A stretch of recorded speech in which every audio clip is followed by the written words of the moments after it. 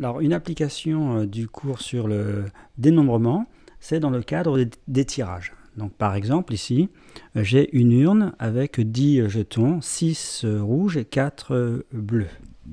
Ça pourrait être des boules, ça pourrait être des cartes, d'un jeu de cartes, etc. Donc, on pourrait même numéroter les jetons, 1, 2, 3, 4, 5, 6 pour les rouges et 7, 8, 9, 10 pour les bleus. Bon, et ce qu'on veut, c'est, donc, premier type de tirage, c'est tirage successif avec remise. Donc, on en prend un, on regarde la couleur, on le remet, on en prend un, etc. Et bien, dans ce cas-là, on a ce qu'on appelle des 3 uplets. Par exemple, on peut obtenir comme tirage 1, 1, 7. C'est-à-dire qu'on a tiré le jeton rouge 1, puis après de nouveau le jeton rouge 1, puis après le jeton bleu 7. Ça, c'est un tirage possible. Bien, alors on peut y mettre des probabilités. Par exemple, si j'appelle l'événement E, obtenir sur les 3 2 jetons bleus. 2 jetons bleus. Ça, j'appelle cet événement E. E. 2 jetons bleus, exactement 2 jetons bleus. Alors, comment on va faire pour déterminer ici, en fait, le cardinal de E et le cardinal d'oméga? Parce qu'ici, évidemment, quand on fait ce genre de choses, on suppose que tous les tirages sont équiprobables. Donc déjà, dénombrons. Donc c'est bien un exercice de dénombrement. Donc il faut dénombrer les cas favorables. Et après, les cas possibles. Puis après, on verra une autre méthode ici. Donc les cas favorables. Combien de cas favorables où il y a exactement 2 jetons bleus? Alors ce qu'on va faire, puisqu'on a affaire à des listes, on va d'abord dire pour le premier jeton, pour le deuxième jeton, pour le troisième jeton. On va les placer au début, au milieu, en premier, les jetons bleus, puis après les jetons rouges. Voilà, le jeton rouge. Bien. Par exemple, on pourrait avoir 5, 6 et ici 1. Ça, c'est une possibilité. C'en est une. Alors, comment on compte ça? Eh bien déjà, combien j'ai de possibilités ici d'obtenir un jeton blanc ici la première fois? Combien de possibilités? J'en ai 4, puisqu'il y a 4 jetons blancs. 4. Ici, combien de possibilités pour obtenir un jeton bleu la deuxième fois? 4. Combien de possibilités? Parce que je vous rappelle qu'il y a remise. De possibilités pour obtenir un jeton rouge? Eh bien 6. Bien. Sauf que il faut éventuellement changer l'ordre. Puisque ici, j'ai pris 4 fois 4 fois 6, mais il se peut que le jeton rouge soit ici, ou le jeton rouge soit ici. Donc il faut également choisir la place du jeton rouge. Donc il faut remultiplier par 3. Choix de place. Donc ça, c'est le choix de la place du jeton rouge sur les 3 places, ou des 2 jetons bleus sur les 3 places. 3. Ça, c'est le choix du premier jeton, choix du deuxième jeton et choix du troisième jeton. Ça, c'est le cardinal de E. Maintenant, le cardinal d'oméga. Donc, il va falloir diviser. On va diviser par quoi? Eh bien, le cardinal d'oméga, le cardinal d'oméga, c'est simple. Combien de possibilités pour le premier? Eh bien, 10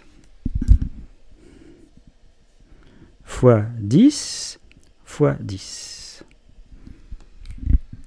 Bon. Ça, c'est en tout. Cas favorable, cas possible. Donc, vous avez ici le résultat. Donc, il suffit de simplifier. Donc, on va simplifier, puis on va voir une autre façon de faire. Alors, la simplification, en fait, ça ne sera pas vraiment la simplification du calcul. 3, je rappelle qu'on a fait 2 parmi 3, ou 1 parmi 3.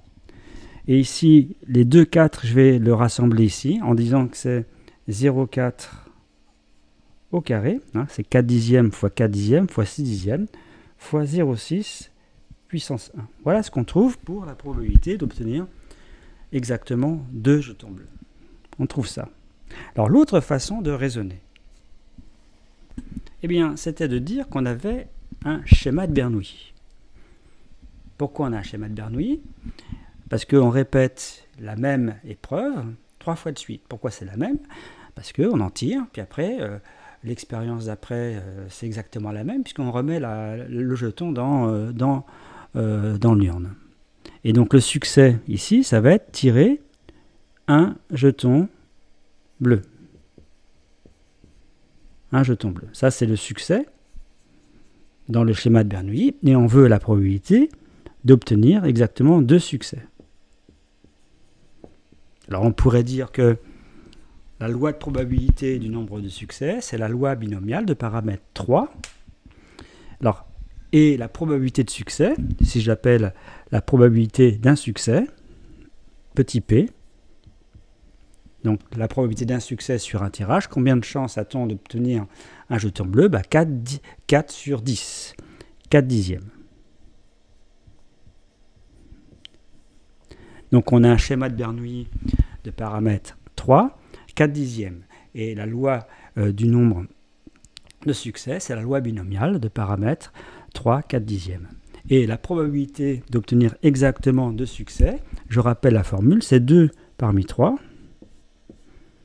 fois, donc la probabilité c'est P puissance 2, c'est-à-dire 4 dixièmes puissance 2, fois 1 moins P, c'est-à-dire 6 dixièmes à la puissance 1. Et vous remarquez qu'on obtient exactement la même chose. Donc quand vous avez des tirages successifs avec remise et que c'est un exercice de probabilité, il vaut mieux raisonner sous forme d'un schéma de Bernoulli. Donc on a un schéma de Bernoulli. Hein, et après, c'est à vous de voir quel sera le succès à chaque tirage. Qu'est-ce qu'on entend par succès? Bon, j'aurais pu dire autre chose, hein, tirer un seul rouge, et ça aurait été pareil. Donc j'aurais appelé le succès tirer un rouge à chaque fois. Donc schéma de Bernoulli. Donc deuxième type de tirage. Alors le deuxième type de tirage, c'est des tirages successifs sans remise. Alors tout à l'heure j'avais dit par exemple qu'on pouvait obtenir comme résultat 1, 1, 7. Là c'est pas possible. Hein, parce que on ne remet pas le jeton ici que l'on a obtenu la première fois puis la deuxième fois. Donc c'est sans remise. Et dans ce cas-là, ce qu'on a, c'est des 3 uplets d'éléments distincts. 3 uplets d'éléments distincts. Donc on disait 3 arrangements. C'est pratique d'avoir un autre mot. 3 arrangements. 3 uplets d'éléments distincts. Alors comment va-t-on faire pour trouver la probabilité de E? Obtenir exactement 2 jetons bleus. On va faire comme tout à l'heure. On va dire, eh bien, on va placer les 2 jetons bleus en premier. Ensuite, on va placer le jeton rouge ici, puis après, il va falloir choisir la place du jeton rouge, puisque l'ordre compte ici. L'ordre compte. Alors, le choix. Ici, le premier jeton. Alors, combien a-t-on de possibilités? J'ai 4 possibilités comme premier jeton. 4. Le deuxième jeton, bleu. Si j'ai déjà eu un jeton bleu, je ne peux pas prendre un autre jeton bleu. Donc ici 3. Bien. 3 possibilités pour le deuxième. Et ensuite, le jeton rouge, j'en ai 6. Et ensuite, il faut choisir la place du jeton rouge sur les 3 places possibles, ou des 2 jetons bleus sur les 3 places. Donc soit on met 2 parmi 3, soit on met 1 parmi 3, donc c'est x 3. Bon, donc il faut remultiplier par le choix des places, parce que l'ordre compte ici. Donc ça c'est le nombre de cas favorables, et ensuite il faut diviser par le nombre de cas possibles. Or le nombre de cas possibles, ce sont donc les 3 arrangements d'un ensemble constitué de 10 éléments, c'est-à-dire les 3 uplets d'éléments distincts de cet ensemble-là. Eh bien, c'est 10 fois 9 fois 8. Donc la probabilité d'obtenir exactement 2 jetons bleus sur 3 quand il y a des tirages successifs sans remise, on obtient ça. Donc en fait, on regarde un par un, choix de, choix de. Il faut après changer le choix des places. Il y a toujours le choix des places ici qui intervient, que ce soit dans les tirages avec ou sans remise. Bon, choix des places. On va voir ce que ça donne, puis on va faire maintenant le dernier cas, donc les tirages simultanés. Alors on fait quand même le calcul, hein. Ici 3, 3, 9, on peut simplifier, 4, 8, on simplifie, 2, 3, on simplifie, donc on obtient 0,3. Je vais le marquer ici, 0,3.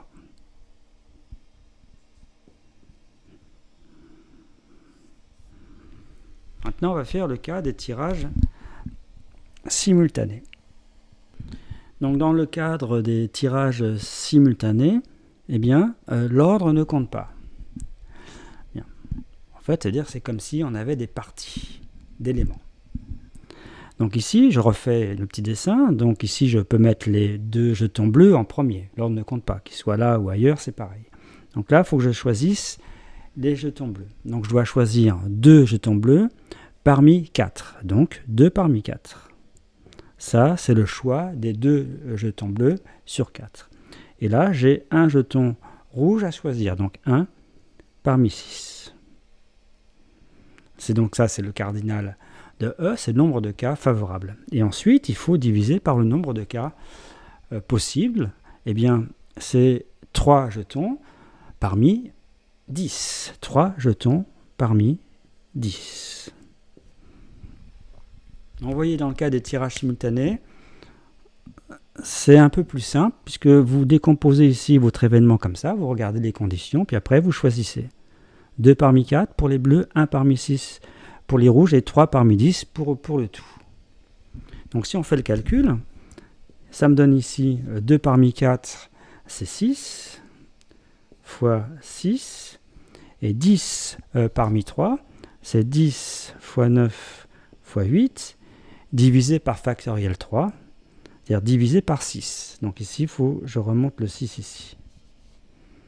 Là, il faut que je divise donc ici par 6. Donc si on fait le calcul ici, alors en faisant un calcul, et donc ici je vais dire que c'est 2 fois 3 fois 2 fois 3 fois 2 fois 3. Donc ici j'ai 8, donc ça fait 2 fois 2 fois 2. Ensuite 3 fois 3, ici ça élimine le 9, donc il me reste ici 3, il me reste 10. Il me reste exactement 3 dixièmes, 0,3. Alors, ça vous rappelle donc quelque chose? Eh bien, on obtient exactement la même chose que dans le cadre des tirages successifs sans remise. Donc en fait, en termes de probabilité, faire des tirages simultanés ou faire des tirages successifs sans remise, ça revient au même. Alors pas en tant que dénombrement.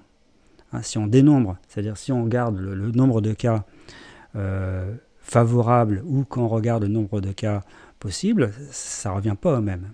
Mais dans le cadre des probabilités, puisqu'on divise, ça revient au même. Hein.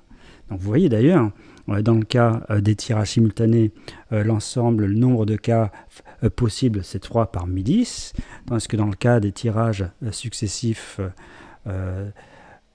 sans remise, c'était 10 fois 9 fois 8 divisé par 10 fois 9 fois 8. Voilà. Tandis qu'ici, c'est 10 fois 9 fois 8 divisé par factoriel 3.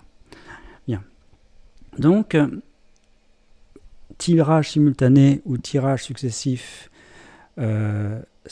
sans remise, en termes de probabilité, c'est la même chose. C'est intéressant de le comprendre. Alors et d'ailleurs, on peut le comprendre, parce que imaginez qu'on parle de boules, que ce soit non pas des jetons, mais des boules, tirer simultanément 3 boules, c'est comme si on en prend, faut bien, si elles sont assez grosses, si on en prend une, on en prend une deuxième, on en prend une troisième. Hein, c'est comme si on les prenait successivement sans remise. Hein, la main étant trop petite par rapport à la taille des boules. Donc on comprend bien de par la nature même de l'expérience, simultanément ou successif sans remise, c'est-à-dire on les prend un par un, hein, ça revient donc au même. Alors je vais donner un autre exemple. On a un jeu de cartes hein, avec 32 cartes.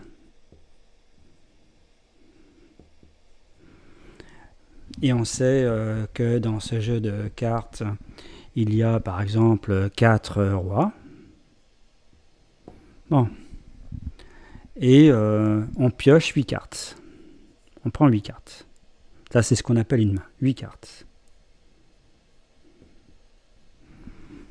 Bien.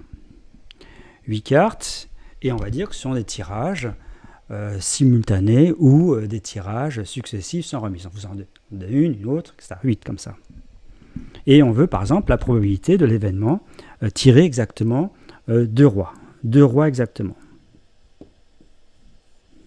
Bon. Tirer exactement 2 rois sur les 8. Et bien comment on va faire ça? Eh bien on va faire ce petit dessin. Donc on va faire déjà le nombre de cas. Alors ça sous-entend pareil hein, que tous les tirages sont équiprobables. Donc déjà il faut faire les cas, le cardinal de oméga. C'est-à-dire tous les cas possible, puis après on fera le cardinal de E, donc E c'est ça, hein, tirer 2 rois exactement. Donc oméga, on tire 8 cartes parmi 32, donc il y a exactement 8 parmi 32 cas possibles. Maintenant le cardinal de E. Donc on va faire ici exactement comme on a fait tout à l'heure, on fait un petit schéma. Ici, j'ai mes 8 cartes. Il faut déjà que je mette 2 rois. Donc, je vais mettre les 2 rois en premier, puisque l'ordre ne compte pas. Puis, les 6 autres cartes ici. Donc, 2 rois et 6 cartes. Alors, déjà, il faut que je choisisse 2 rois. Donc, combien a-t-on de choix de 2 rois? Ben, comme il y en a 4, c'est 2 parmi 4. 2 parmi 4. Et ensuite, il faut que je choisisse 6 cartes. Parmi combien? Alors, attention, hein, on en prend 2. Donc, on va dire il en reste 30. Sauf que je ne veux pas qu'il y ait d'autres rois. Donc, c'est 6 parmi toutes les cartes, sauf des rois. Donc, ici, ça fait 6 parmi 28. Il y a 28. Les autres cartes qui ne sont pas des rois, il en reste 28. Donc en fait, la probabilité, on obtient la probabilité, c'est 2 parmi 4 fois 6 parmi 28 divisé par 8 parmi 32. Donc voilà la probabilité de l'événement tirer exactement 2 rois. Quand je dis tirer exactement 2 rois, ça sous-entend des tirages simultanés ou des tirages successifs sans remise. Alors si c'était avec remise, hein, et j'en prends 8 et on demande 2 rois, dans ce cas-là on gère avec un schéma de Bernoulli. Donc après ça se simplifie, hein, il suffit d'écrire les calculs, on obtient le résultat. Remarquez que si on fait la somme ici, 4 plus 28 ça fait 32, 2 plus 6 ça fait 8.